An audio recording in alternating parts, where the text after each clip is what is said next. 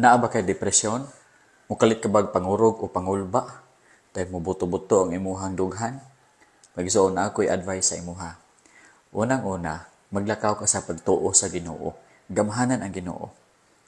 Huna-huna kaya sa Ginoo pagsulbad ang tanan. Ayaw lantaw sa imo makita, kay makulbaan ka man. Sasama kang Peter, gilantaw niya ang dako kay nga balod, so naunlod siya hinuon.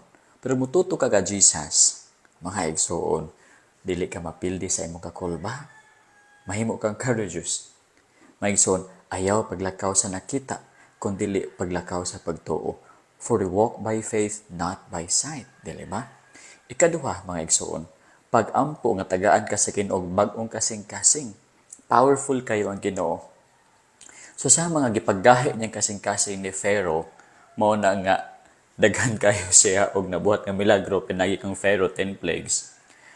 Makabot pod siya new heart sa imuha, kasing-kasing nga dakog pagtuo sa iyaha. Karami mo kang Paul. Si Paul dili gatuo sa Ginoo, dili ba? Batoy ang kasing-kasing, dili ba? Iyat gitagaan sa Ginoo og new heart, kasing-kasing nga mahumok o kasing-kasing nga naay pagtuo ka Jesus didto sa Damascus Road.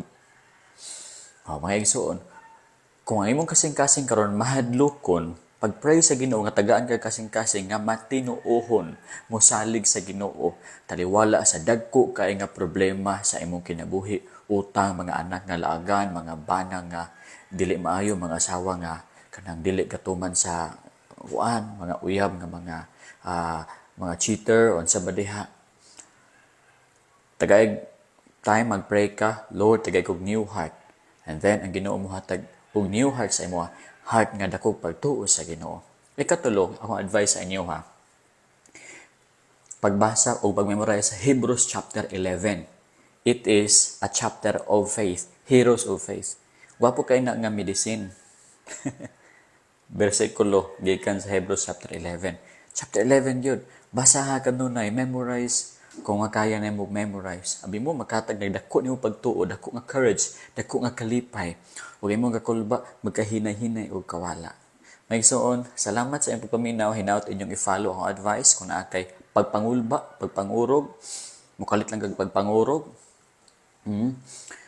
Unang-una, ayaw paglakaw sa nakita, paglakaw sa pagtuo, lantawa, dako kayo ang gahom sa Ginoo. Kaya niya i-change ang mga problema sa imong life. Himuon niyang tubdanan hinuon sa blessing. Ikaduha, pag-pray nga tagaan ka sa Ginoo og new heart. Ikatulo, pagbasa sa Bible labi na sa Hebrews chapter 11. Now, thank you very much for watching. This is the Truth Bible Program.